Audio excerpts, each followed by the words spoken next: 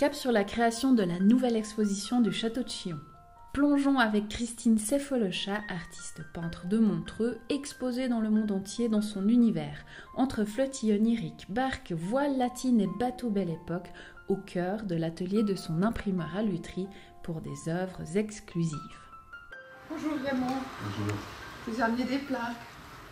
Ma première idée, c'était de jouer avec la lumière, c'est-à-dire de jouer avec la transparence des papiers, puisque ces monotypes, ils seront imprimés sur des papiers Japon qui sont à peu près transparents, en tout cas lorsqu'on les met devant une source lumineuse.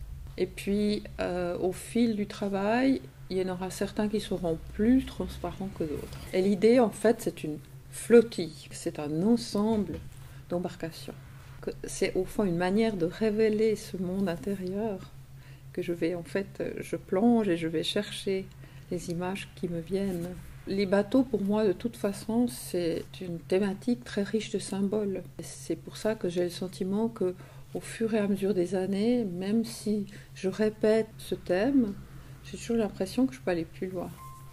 Christine Sefolosha travaille avec un imprimeur de la région avec fidélité, Raymond Meyer. C'est un dialogue dans une certaine mesure. Raymond me permet de trouver des chemins, puisqu'il a une très grande expérience dans le domaine de la presse, dans le domaine de l'impression. C'est aussi une manière d'être accompagné, ce qui n'est pas le cas quand on est dans son atelier tout seul et qu'on est livré à soi-même. Dans la réalisation de ces chefs-d'œuvre immenses pour le château de Chillon, la collaboration entre l'artiste et son imprimeur est un élément clé.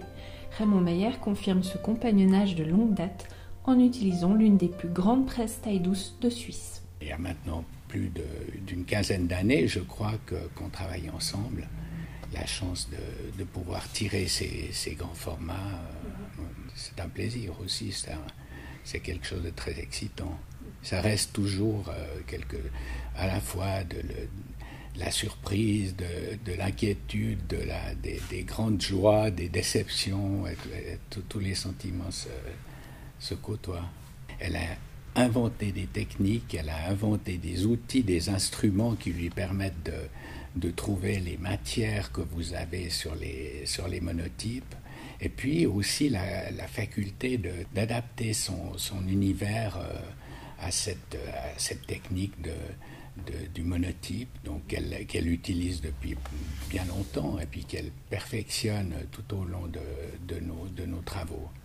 Donc c'est un travail pour lequel j'ai beaucoup d'admiration, sans quoi je ne collaborerais pas avec cette intensité et avec ce plaisir. Au revoir Raymond. Au revoir, à bientôt.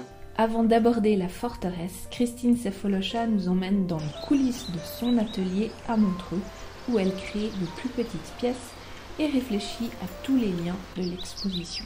Disons que l'ambiance de ce château est tellement forte, où il y a tellement de vestiges de ce qui s'est passé il y a des centaines et des centaines d'années, que c'est très émouvant de pouvoir aujourd'hui être confronté à ces pièces, à ces lieux. Et on a beaucoup de facilité à imaginer les gens qui vivaient là, puisque tout leur univers est encore là, d'une certaine manière. Donc, moi, je suis très honorée et j'ai été tout de suite très intéressée de pouvoir poser certaines de mes travaux dans ces murs. Ça sera essentiellement donc cette grande salle qui va accueillir mes grands monotypes tels qu'on les a vus chez Raymond Meyer.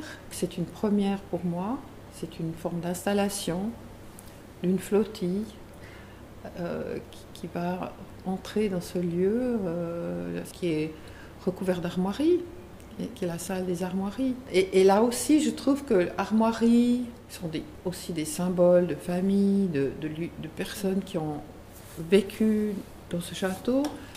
Et les bateaux aussi de différentes époques sont aussi, pour moi, elles portent une symbolique de ces différents moments du passé, où à chaque fois une embarcation était primordiale dans certains grands événements de ce passé. J'espère que ça sera un bonheur pour ceux qui viennent. En tout cas, c'est un bonheur pour moi de la préparer.